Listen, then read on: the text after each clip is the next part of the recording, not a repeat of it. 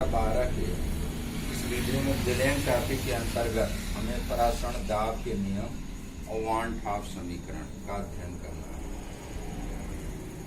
देखिए, इसके पहले गैस का नियम, गैसीय नियम के अंतर्गत हम लोग बायल का नियम, चार्ल्स का नियम और दोनों को मिला करके या एवोगैड्रो का नियम को सबको मिला करके गैस समीकरण बनाया जाता है।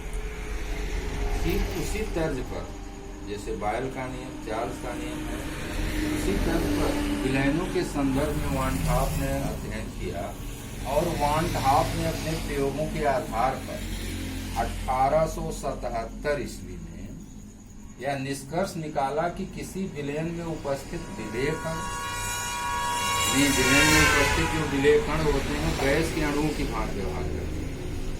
विलेय कण गैस के अणुओं की भांति व्यवहार करते हैं। तो जब सामान्य इस प्रकार जब सामान्य गैस तन विलयन पर लागू किया जाता है तो उन्हें परासरण दाब का नियम कहा जाता है। यानी सामान्य गैसीय नियम को तन विलयनों पर लागू करेंगे तो इन्हें परासरण दाब का नियम कहते हैं। ये नियम निम्न है। जैसे पहला नंबर है बायल वान हाफ नियम।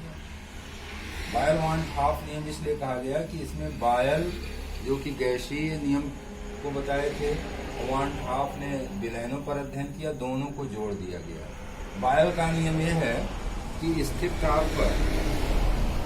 ताप पर किसी गैस के निश्चित स्थिर ताप पर किसी गैस का दाब उसके आयतन के विरुद्ध क्रमानुपाती होता है, V inversely proportional to P।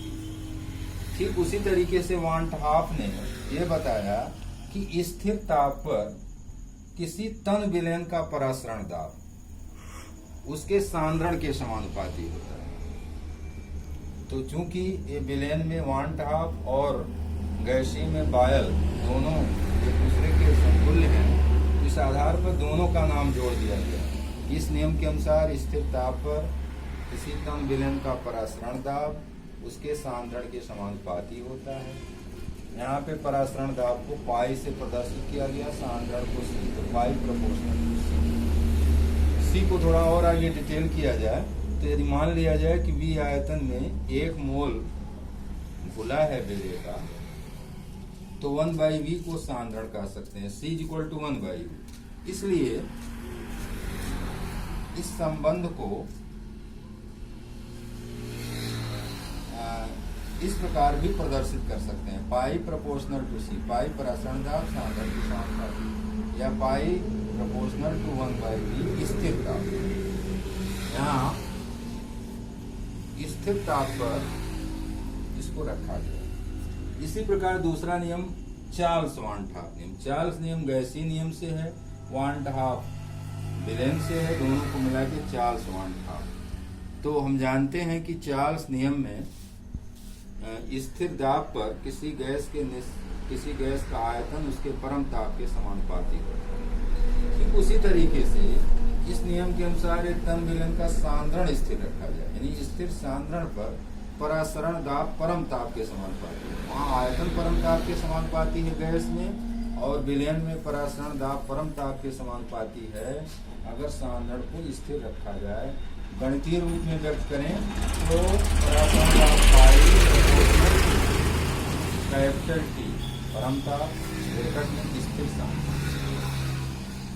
अब चूंकि यह जो संबंध है चार्ल्स के नियम के समान ही है, गैस नियम में चार्ल्स के नियम के समान है, इसीलिए इसे चार्ल्स वान हाफ कहा जाता है। वान हाफ ने विलेन के संदर्भ में अध्ययन किया, चार्ल्स ने गैस के संदर्भ में।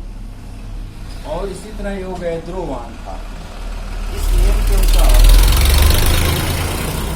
यदि 2 तन विलयनों के ताप और परासरण दाब समान है, 2 तन विलयन है, उनके ताप भी समान है, परासरण दाब समान है, तो समान आयतन में मोलों या अणुओं की संख्या समान है। एवोगैड्रो के नियम के अनुसार यदि 2 तन विलयनों के परासरण दाब व ताप समान है तो समान आयतन में अणुओं की संख्या समान होगी। गैसीय नियम में भी यही है कि V प्रोपोर्शनल टू यानी स्थिर T, यानी आयतन में मतलब जो अणुओं संख्या है आयतन के समानुपाती होती है। तो चूंकि यह गैस गैसीय नियम में एवोगैड्रो नियम के समान है, इसलिए इसे एवोगैड्रो वान ठाप का नियम कहा जाता है।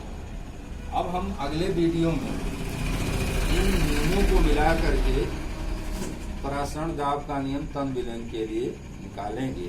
इन नियमों को ध्यान में रख करके ही उसे उत्पादित किया जा सकता है। इस वीडियो में इतना ही देखना है।